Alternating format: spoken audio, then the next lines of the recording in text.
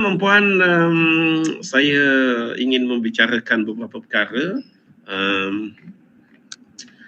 yang saya rasa perlu untuk saya nyatakan pendirian saya, untuk saya cadangkan penambahbaikan, cadangkan perkara-perkara yang saya rasa boleh untuk memberikan sumbangan kepada kebaikan. Antaranya saya rasa terpanggil untuk saya memberikan cadangan kepada isu di mana pelajar perempuan jatuh bangunan sekolah. Pelajar perempuan maut, seorang pelajar perempuan maut jatuh bangunan sekolah. Saya ingin memberikan pandangan dan cadangan kepada isu ini. Tuan-tuan saya yakin juga pernah masih ingat tentang ada seorang pelajar mati dihempap oleh tiang gol di padang sekolah. Dah banyak kes-kes, tuan-tuan, dah banyak kes-kes yang melibatkan pelajar sekolah ini mati di kawasan sekolah ataupun cedera di kawasan sekolah. Dan yang terbaru ini, seorang pelajar perempuan tingkatan 4 maut selepas dipercayai terjatuh dari tingkat 3 bangunan sekolah, jatuh dari tingkat 3 bangunan sekolah di sebuah sekolah di Sungai Buloh semalam. Dan ianya disahkan oleh Ketua Polis Sungai Buloh, Ketua Polis Daerah Sungai Buloh, iaitu Muhammad Hafiz Muhammad, yang menyatakan bahawa polis menerima laporan pada pukul 11.26 pagi semalam, dan polis bergegas ke sekolah tersebut, dan mayat pelajar itu dihantar ke Hospital Sungai Buloh. Dan hasil bedah siasat, tuan-tuan, mengesahkan bahawa punca kematian adalah disebabkan oleh kecederaan di bahagian kepala. Kenapa dia cedera bahagian kepala itu? Postmortem itu menunjukkan bahawa dia cedera di bahagian kepala akibat daripada jatuh daripada tempat tinggi. Dia jatuh daripada tempat tinggi. Dan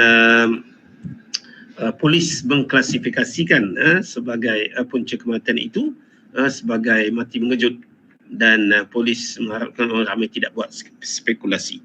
Kita yakin polis mampu untuk menyiasat apa punca murid itu meninggal. Dan kita berita ini sangat menyedihkan kerana kita mengharapkan ibu bapa hantar anak ke sekolah dengan merasakan bahawa sekolah itu adalah tempat paling selamat. Ibu bapa hantar ke sekolah dengan yakin sekolah itu adalah tempat paling selamat, kerana sekolah ada cikgu, sekolah ada jaga, sekolah ada guard, sekolah ada pegawai dan sebagainya. Dan tidak sepatutnya kemalangan-kemalangan yang mengakibatkan maut ini boleh berlaku di sekolah. Namun kita tidak boleh menolak takdir dan juga menolak ketentuan Allah bahawa memang ajal telah sampai. Tetapi kita kena berikhtiar untuk memastikan kejadian-kejadian ini tidak berulang. Sebab itu, tuan-tuan, mungkin tuan-tuan tak ingat, saya pernah mencadangkan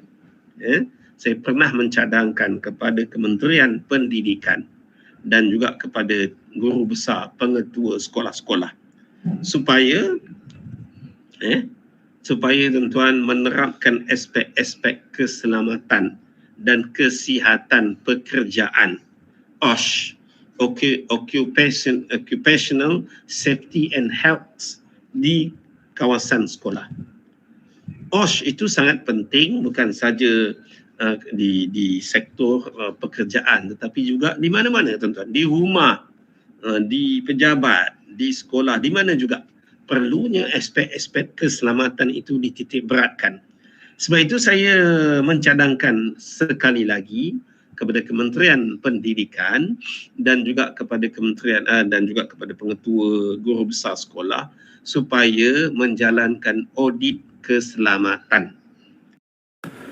Terpaksa makan makanan kucing dari rumah jiran-jiran untuk mengalas perut. Menjalankan safety audit di kawasan sekolah, sama ada di padang, di kelas, di bangunan sekolah, di makmal, di mana-mana juga. Buat hazard analysis, buat aspek impact analysis, high rate HIREC buat assessment untuk melihat potensi-potensi akan punca-punca berlakunya kemalangan, dan pada masa yang sama selepas kita mengenal pasti kemungkinan adanya potensi-potensi kemalangan berlaku, maka mestilah diambil tindakan untuk mencegah daripada kemalangan itu berlaku. Itu yang saya nak cadangkan. Kalau di pihak sekolah, di pihak KPM itu sendiri tidak mempunyai kepakaran, tidak mempunyai kepakaran untuk menjalankan audit ataupun safety audit dan sebagainya, saya mencadangkan kepada kementerian, kepada kerajaan, kepada guru besar dan kepada pengetua supaya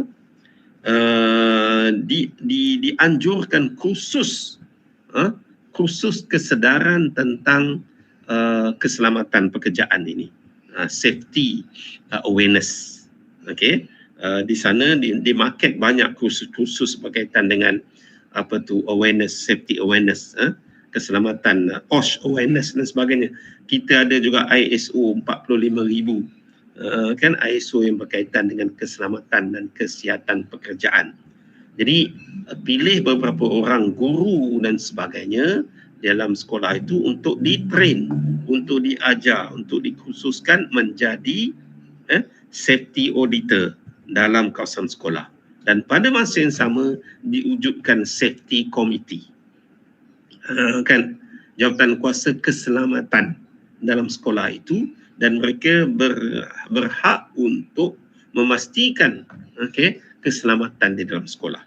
Dalam sekolah kita tahu ada padang, ada makmal, ada longkang, ada bangunan tinggi, ada elektrik, ada punca elektrik, ada punca air, ada macam-macam potensi akan berlakunya kemalangan.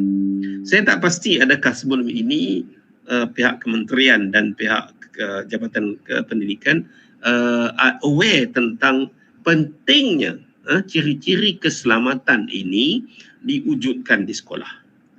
Dan itu sebab apabila kemalangan melibatkan tianggul, jatuh 4 budak, murid dan budak itu meninggal, dan kemalangan melibatkan pelajar maut jatuh daripada bangunan, walaupun kita tak tahu sama ada punca maut itu disebabkan oleh sabotaj, ada orang tolak dia dan sebagainya, tetapi kalau orang tolak sekalipun, kalau bangunan itu ada ciri-ciri keselamatan, kalau ditolak pun dia tak jatuh ke bawah. Mungkin ada jaring ke, ada penahan ke, ada apa ke kan. Itu sebab saya mencadangkan mulai daripada sekarang, Kementerian Pendidikan mesti mengenal pasti, buat hazard analysis ke, aspek impact, HIREC analysis ke, buat audit safety ke dan sebagainya di kawasan sekolah itu untuk mengenal pasti sama ada wujudnya punca-punca yang boleh menyebabkan kemalangan, apatah lagi yang menyebabkan kes-kes fatality, kes-kes kematian, kes-kes fatality ni maut lah tuan-tuan, dan sudah tentulah kalau ianya tidak ditangani segera, kita bimbang kes-kes ini akan berulang. Budak mati kena hempak tianggul, budak mati jatuh bangunan, budak mati jatuh longkang, budak mati na'uzubillah lah, kita minta jauh, tetapi kemungkinan itu tetap juga akan berlaku. Sebab itu saya sangat mengharapkan Menteri Fadlina Siddiq dan juga Ketua Pengarah Pendidikan Azman Adnan supaya melihat perkara ini dengan serius. Janganlah ambil mudah. Itu belum kita cerita lagi bab kanak-kanak murid mati dekat asrama di mana, di Lak Datu ke mana, kes buli dan sebagainya, itu aspek lain. Apa yang saya bercakap ini adalah aspek berkaitan dengan berkaitan dengan aspek keselamatan fizikal, infrastruktur itu kan. Kalau kita bercakap soal kes buli itu aspek yang berlainan, ini melibatkan behavior. Itu pun juga sebenarnya kalau dalam ISO tuan-tuan ada juga